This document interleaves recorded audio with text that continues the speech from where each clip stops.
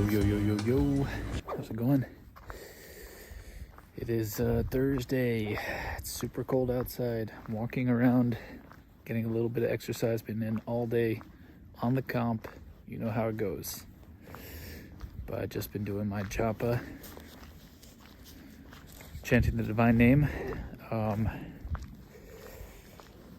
It's a powerful practice. I'm not gonna lie. Like, it can really change your mind state with just, about a half hour.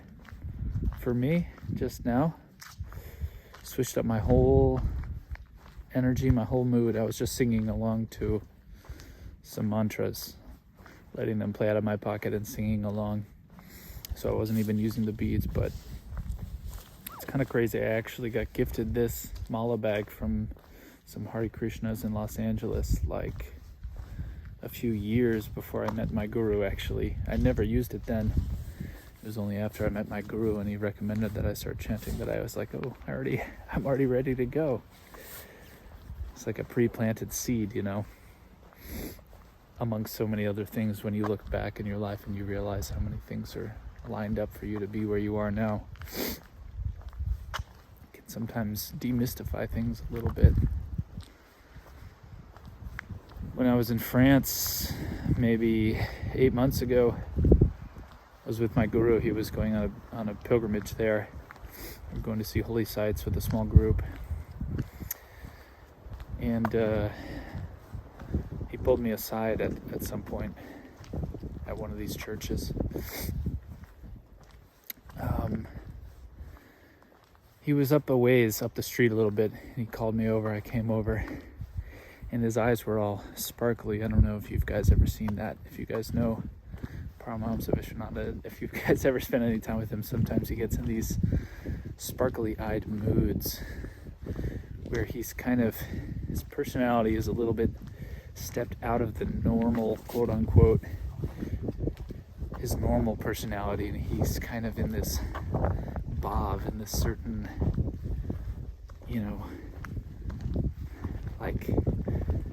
like a subtle ecstasy state, And he's looking at these flowers and he tells me, look how beautiful these flowers are. And there were these small little flowers that were just growing out of the side of the curb, out of the wall. It was kind of a retaining wall on the side of the road. He said, look at these beautiful flowers. You see how they grow? These little flowers, they don't need much. And still they grow. And he said, it's just a natural expression. And I was thinking about that, extrapolating it to myself, of course, and people in general.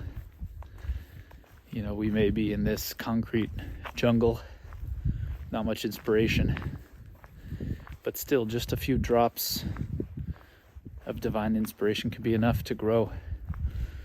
And just how growth is our natural expression. Humanity itself,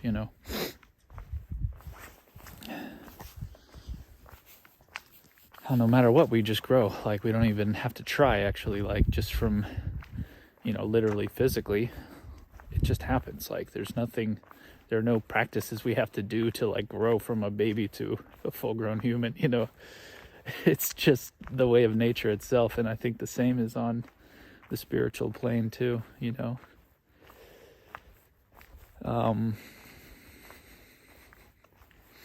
It's not to say that spiritual practices don't help. Of course they do, and they speed things along, right? But what's interesting is, just 30 minutes of just chanting can do so much. But the question for me has been, how do you actually gain the will to want to spiritually grow? How do you gain the will to want to practice? Because, it seems to be very periodical. I go through phases of being very into it and then phases of not being very into it, A lot of other things interest me in life, obviously. I lived a lot of life before dedicating myself to the spiritual path as a priority. And they still hold interest, of course, But the answer to that is to be around somebody who loves God purely. Of course, for me, that's my Satguru, someone who's in constant communion with the divine and who genuinely loves God, who genuinely loves everything about God and loves doing things about God, loves thinking about God, loves talking about God, and just being around that person, being in their energy, listening to what they say, watching their videos.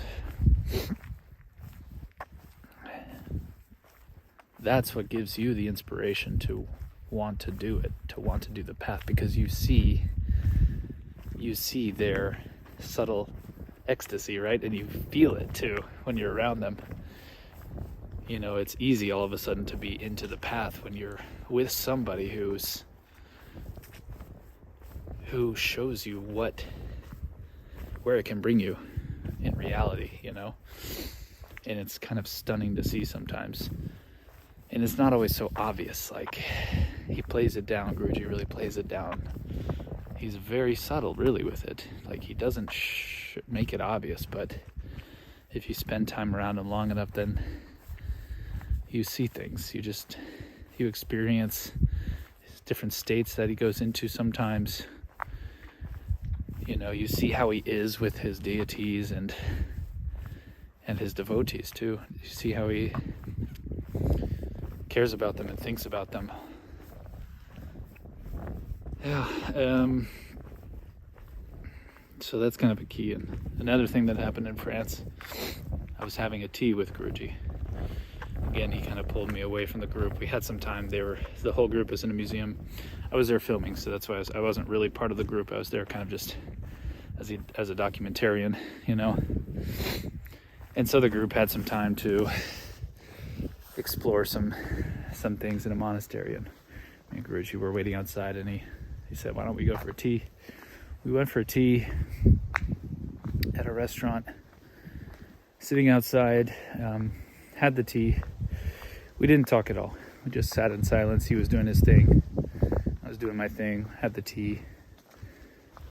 And I really didn't have anything to ask him except for one thing that I had on my mind. And eventually he asked me, what do you want? What do you want to ask me? What's on your mind, you know? And I asked him, you know, what can we really do for God? You know, the reasoning being like, look, we are all part of the creation itself, right? Like, everything already exists. We are just a tiny organism in the grand scheme, affecting small little radiuses of other humans and nature. And,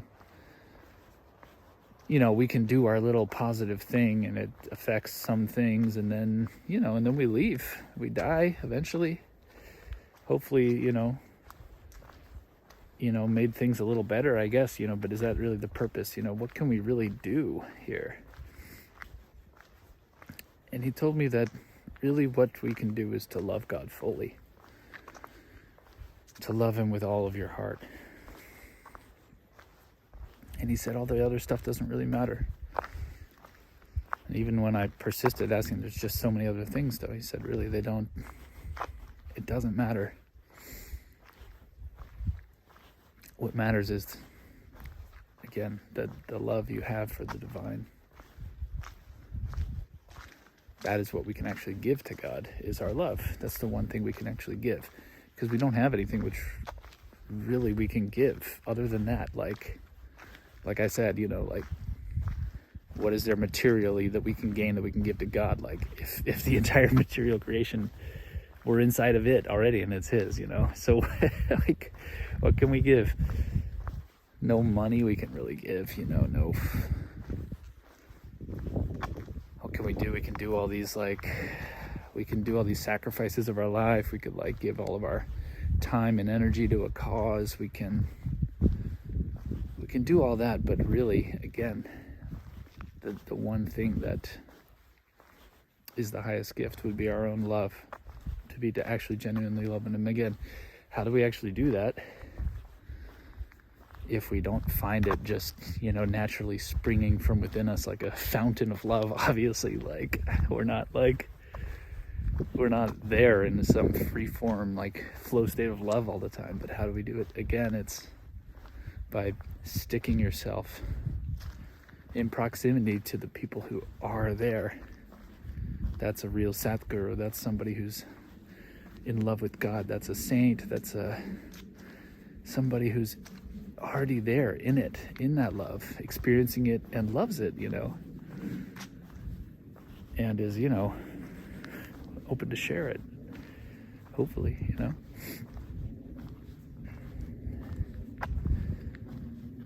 Oh, anyway, thoughts of the day. Go get some rest.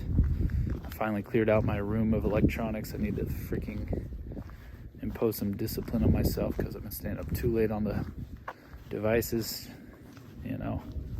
So I just got a nice analog alarm clock. Gonna stick it in the room, leave all my devices in the office for some time. And just kind of reset a little bit. See you guys.